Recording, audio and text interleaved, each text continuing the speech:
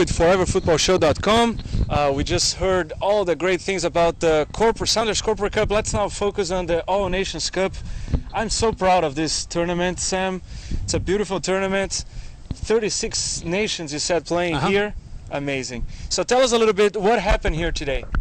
Well, today was the last day of the initial phase of the tournament. Last weekend we had 32 teams playing the Open division. 16 passed to this weekend. They each played 3 games, divided them again in 4 brackets of 4 teams, and the 2 top teams moved on to the quarterfinals. At the same time, this weekend we run the Masters division, 16 teams. They played a game on Friday, 2 yesterday, and today they played the quarterfinals. So what we have in front of us now is tomorrow here at Starfire. It's just stadium from now on.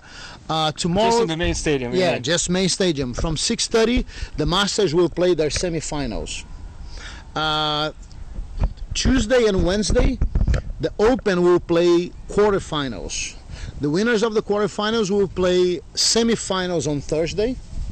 On Friday is the great final, the championship day for the Masters, and on Saturday is the championship game for the Open division. So there are games all during the week, From and then Monday the to big Saturday days is Saturday. Friday with the Masters final, And Saturday the main team final. What time is the main final? It starts 4:30 with the third place game, and then at 6:30, if we don't need overtime, the Open will play the. We'll be here at 6:30 filming the final, covering, interviewing your players, Now tell us, like, which are the countries that really, like, let's break it by Masters and by main tournament. Which are the countries that are leading? We just came out of the World Cup month, and we're still with Spain, Brazil, Holland in our minds, Germany, Argentina. Tell us what happens here. Well, I got one prediction wrong already. I thought Cameroon would make the final 4, and they got eliminated this afternoon. Great team, though. Who eliminated Cameroon? The last game was against Romania. They had to win that game to go through, and they didn't. I have some friends from Romania that play indoor soccer here. If any of those are here, I think Romania will win because they play really well. Well, the big favorites this year, in my opinion, are Romania, Mexico. They have a very strong team. Bosnia. And Brazil is kind of running on the sideline. They're not as strong as they used to be. They lost a great player. He went back to Brazil 2 years ago. But they have to be respected. Iran is my new adopted country in a way here in Nations Cup. Why? Because these guys came in and they were killed every year. For 3 years, Iran didn't win a game. 4 years, I think. They lost every single game they played. And they kept coming back and looking for more players and playing together the whole year. Last year, they ended up in 4th place. That's amazing. And this year, they won their group, and they're playing the quarterfinals against Ireland, I think. That's fantastic. And what about the Masters? Who's on the run to be the champion? We have Brazil playing Moldova, that were the winners of last year, which is basically Romania. What the old Soviet Union did was to create Moldova and Romania, and they speak Moldovan and Romanian. And the biggest difference between the languages is one is called Moldovan, the other one is called Romanian. It's the same language, it's the same culture. But they are 2 different countries, and Moldova is represented on the Masters. They won last year. They beat Mexico on a penalty shootout. Very strong team. They're playing Brazil. The other bracket is USA playing Bosnia. All right. We should come check that out. Yeah, most definitely. So what's the criteria? Like, are these are all first generation born in the U.S. or all passport? Like, what's the criteria to play in a team? Well, I have to tell you a little bit about the story of All Nations Cup. Yes, it was absolutely. created by Jessica Bresno.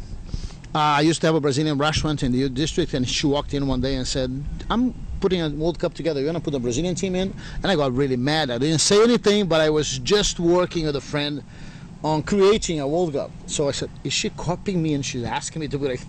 And she wasn't. She just had this great idea. Same idea. Brilliant minds think alike. Well, so I put a Brazilian team. I won the first one, and it was easy. It was just 12 teams. And I started helping straight away because she had a great mind, but she didn't have a very deep knowledge of soccer, which what makes what she did even more brilliant. But I started shaping up with her the way the tournament would look. So we ended up with a tournament that it's unique in the world. And what makes it unique, first of all, I'm the guy you blame when things go wrong, but the tournament's put together by all of us. Although I do the hard work when you look at the macrocosm, every manager has a hard time putting their teams together, making sure they're training. It's a ton of work. So that's the first part. It's really a community tournament. We are a non-profit. Actually, we just downsized from non-profit to 4 loss this year. Things are really hard with the recession. But so we created a tournament and a set of rules that were trashed by a ton of, oh, you're crazy, these rules are absurd, you guys are this or that. These absurd rules made Nations Cup what it is. Tell us about those rules. We're not a mock World Cup, we're a real World Cup. Why? Because when you look at the Iranian team, they're Iranians. Every team is allowed a certain number of foreigners, but the rules work like that. You have up to 2 foreigners for the size of your community, and another up to 2 foreigners by your results on the cup. So the smaller the community, the more players we give you. So you have a very small community, you're gonna get 2 foreigners. You have a big community, you get 0.